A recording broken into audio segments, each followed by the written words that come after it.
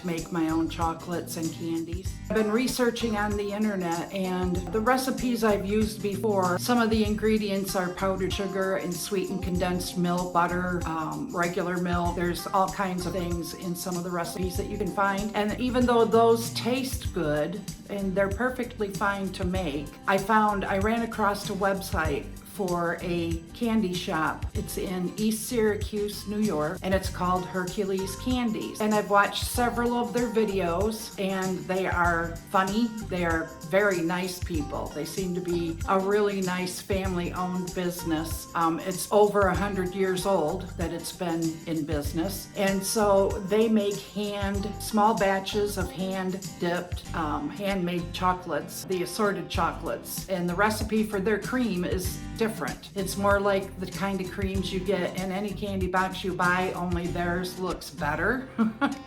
They are very soft when you open them. They also show you how they make their chocolate covered cherries. And that was the fun thing about watching the videos. They will show you exactly how they make it, what temperature they cook it to, and they give you little ideas or hints if you want to make it at home, if you want to try any of their candy making at home. So we're going to make some of those cream centers, and it's inspired by Hercules Candies. And I want to thank them for telling us how they make their candy for those of us that want to adventure out and try it. So we're going to do that today. I think even though they have industrial type equipment, they make 30-pound batches of candy at a time. And so they have equipment that's a lot different than what we have or what we're able to use. And so I tried to figure out a way to make what we might have in our kitchens work the same as what they've done. And I think I have it figured out. We're going to find out. So we're going to do it the way they do it in their 100-year-old candy shop. We're going to try this and see if we can come out even close to what they do. I watched a lot of videos.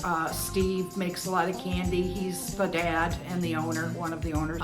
Their mom does a lot, Max, and he makes it look really simple. That was what inspired me. And they're funny. They're funny to watch too. It's really, even if you don't want to make the candy, I'll leave a link in the description below to their website. You should go and check it out and see how they make their candy. It's really fun. And you can order it. If you don't want to make your own candy, you can order your candy from them. Now I'm going to try and take all that and put it to work and see if I can come up with something that's almost as good. They gave pretty clear directions. So the chocolate, I'm going to show you what we have when we get ready to flavor it, because there's so many different types. Oh, this is 5.5 pounds of chocolate. There's so many different types of chocolate that you can use. I like the real chocolate.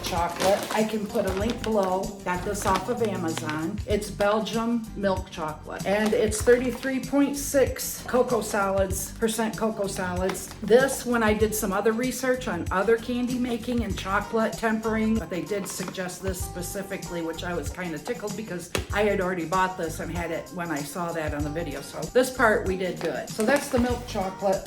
Also, you can buy in any of the craft stores, even some of the grocery stores, if they have a Wilton section. They sell these wafers. Now these milk chocolate Belgium, they're the size of chocolate chips, just about a little flatter, so that they melt easy. You don't have to chop those up with a knife. Otherwise, if it was a solid bar, we'll have to do that. But this is pink, and they're just melting wafers, vanilla flavored. And this is not a real proper chocolate. This is the coating, the confectionary coating. But we can put our centers, dip our centers in this too, to have something of a color, and it tastes good. It's just not 100% real chocolate. I've used it before and it's just fine. Also, they have other bags. Some of the other stores have light, like a milk chocolate and a dark chocolate in the wafers that you can pick up. It's the same story for these. They don't have a percentage of cocoa solids in it because, again, it's confectionary coating. Those can be used. Also in the store, you can find boxes. There's milk chocolate, dark chocolate, and a white chocolate. And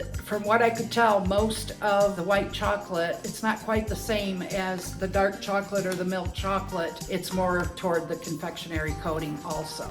It's practically exactly like it. It'll melt, it'll taste good, and it's white. So if you wanted to use that, we have that. Honestly, I used to love white Easter bunnies when I was a kid. I would get them in my basket, and I always liked the flavor of the white confectionary coating. So this this is tasting just about the same if you've ever ate one of those. And then we have another thing that this is a little bit different. I bought this online also. These other small ones I bought in the store, but this come from Amazon. I'll leave a link for that. This is chocolate liqueur. This is not something you would eat by itself. It has no sugar, no sweetener. It's 100% cocoa liqueur wafers. It's 100% cocoa paste. And what this will do is flavor, like if we want to make a chocolate covered assorted chocolate with a chocolate center, we can take our center after we cook up our cream and add this to it and give it the chocolate flavor, and it will taste sweet because we're adding it to the sugar and the corn syrup, which is part of what we're using to make the center. This is not something you would melt and like pour in a mold or an Easter rabbit mold or even use as a coating over the top of assorted chocolates. They wouldn't be sweet enough. So if you have those, you can kind of get a start on making your chocolate. The flavorings, some of them are called bakery emulsions. This is strawberry. I got these off of Amazon also. We have the orange and the cherry, and we have a raspberry. And then of course there's vanilla. I bought a mango flavoring oil. And then there's a peanut butter. It's like a flavor. You put your peanut butter in for your center, and you can add some of this just to give it extra peanut butter flavor. Also, there's something called invertase. This is for candy making as far as you add just the smallest amount when you're cooking your cream centers, and what it does is helps the center kind of break down a little bit so it's softer, so when you open your chocolate it's a softer center. And I have a few molds. There's that size. I don't know if you can see it very well, but they're pretty big, this size, compared to this size, which is more the size when you look inside of it. You probably can't tell from the camera, but it's more the size and shape of an assorted candy like you would get in a box. So I bought just one of these is all we need, and I'll show you why in a minute. The other thing I got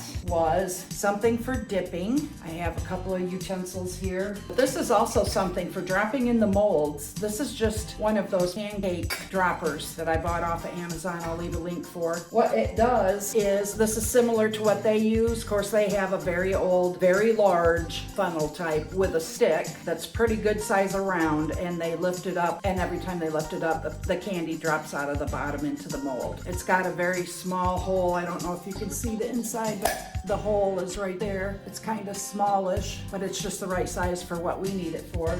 And a stand to set it in when you need to have a free hand when you're done pouring it in. I also bought some cups to put the candy in when we're finished, and I have infrared thermometer that's gonna tell me the temperature of the chocolate, temperature of the centers that I'm cooking. You certainly don't need it. You can use a candy thermometer, you can use an instant read thermometer, whatever you'd like to use, but I will leave a link to that below. And then the final thing is my box here. I have a plastic box that I'm gonna mold the candy in the way they do it, which I thought this was pretty cool. I've never seen it or heard of it before, but you fill your box. They have, of course, a large table area with a screen and the whole setup to make their starch molds. They have a press to make their molds. All I have is a little rubber mold, but I think we can do this. You fill this box up with cornstarch, kind of fluff it around a little bit, and then you even it out, and then you evenly press your mold into the cornstarch. I have room in my box to do 2, maybe 3 of these. They call it the starch room. I don't have a starch room, but I am going to convert my kitchen into an it's everything room because we are again doing small batches. I wasn't sure how many boxes of cornstarch I was going to need to fill this box, but it's cheap enough, and I just bought a store brand, so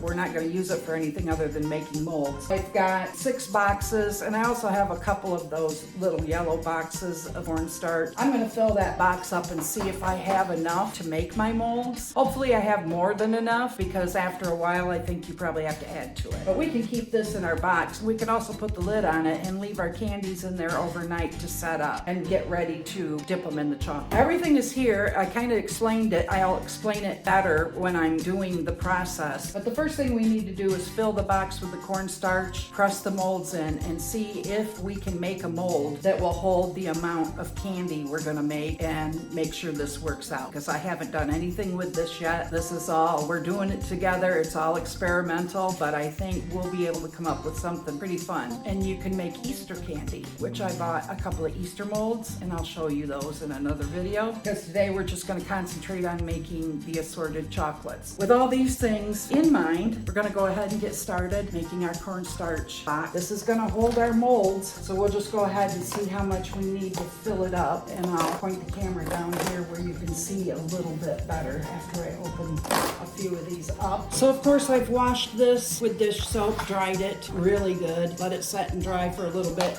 in the open air. I'm gonna start putting in my cornstarch. And just to let you know, the box I bought at a craft store, this is 12 by 12 just for reference, and it's maybe 2 inches tall. We want to fill it as close to the top as we can so we can even it out before we press our mold into it. So I'm going to continue putting my cornstarch in, and then I will bring you back.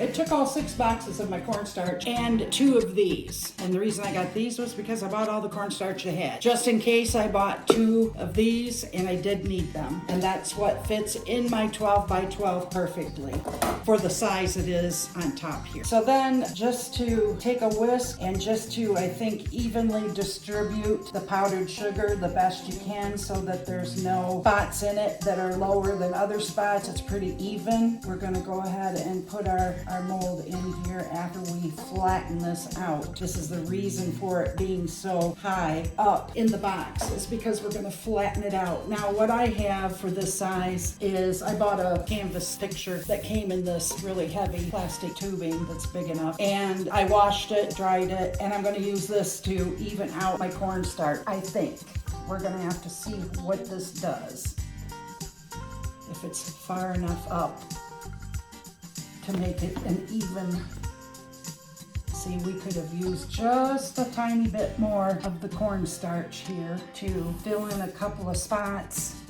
But the way it was done when I watched the videos, of course they're experts and have done it many, many times. They ran it across, they had a wooden handle or stick that they ran across their cornstarch and made it nice and flat and even, which mine is not. But we're gonna see what we can do to fix a couple of spots maybe. Unless, I don't know, maybe I just might have did something I shouldn't have, but we'll see. I'm gonna try to roll over here too a little bit. And what's gonna happen is if I have a spot like this that I just made for myself, I'm not going to put my mold in that spot, so we won't have to worry so much about it. But we do want this as flat as we can get it, and that's going to be about the best. So we're going to try it and see, because we can always redo it if we need to. But here's my rubber mold. And I think I'll start up here in this corner like this and just gently push it down even as I can so that they all touch the surface the same. Now that's the idea behind it, is to make your molds to put your center in, but I'm going to redo mine because that's the first time I've ever tried it and it did go down too deep in one spot, and I'm going to see if I can fix this spot too by using the whisk and kind of going back over to fluff it up a bit again, because like I said, I don't have quite the equipment that's the same, but I think we can make it work. We're going to try. I think this looks pretty even, mostly trying to get some of that cornstarch to move around so it's not all just in the center. Get the top as even as I can, and then we're going to try it again going this way. There's not enough cornstarch up there. It's okay, because we can make mistakes. We got plenty of room to make mistakes. And I am touching the bottom of this box as I swirl this whisk around. And be sure you do it in a place where you can get cornstarch all over, because you will. And we'll see what we can get now. I think pretty even.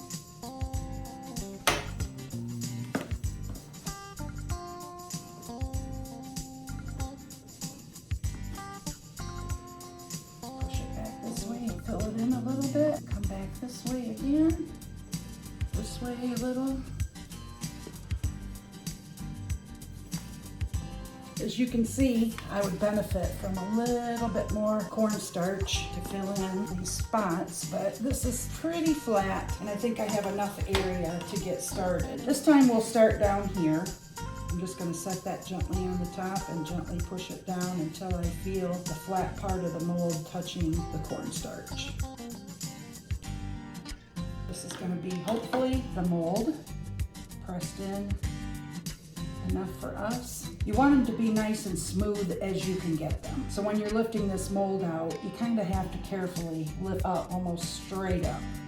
And then here we have our molds. This one is a little bit in the bottom. Now they don't have to be perfect, they just have to hold their shape when the candy is poured, because we're gonna coat them with chocolate anyway, so any little cracks or pieces that you think are gonna ruin the looks of it, don't worry about it. Just get your little circles, your little mold imprints into your cornstarch the best you can. And if you have one, like I just did, where I kind of collapsed it a little bit, you have to be kind of careful, because when they put their molds in, when they make theirs in their cornstarch, they're actually using a press with a handle that they pull down on, and it presses into the cornstarch straight down and it comes straight back up, and we don't have that. We're going to make sure the mold doesn't have anything on it that's going to stick.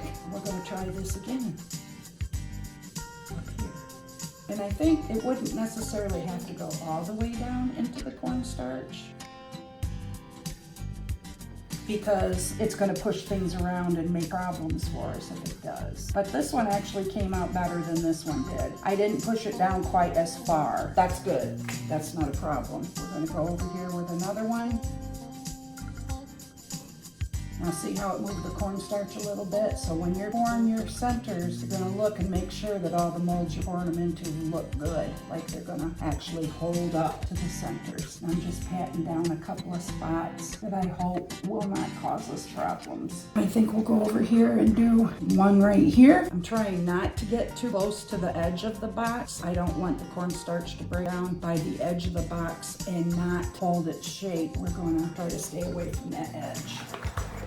Kind of like playing in sand, only it's not quite as sticky as sand. It doesn't stay quite as well, but we're gonna do 4 right here and see if we can just fit these 4 on there. We'll see what those look like when we get ready to pour our candy. So there is the molds.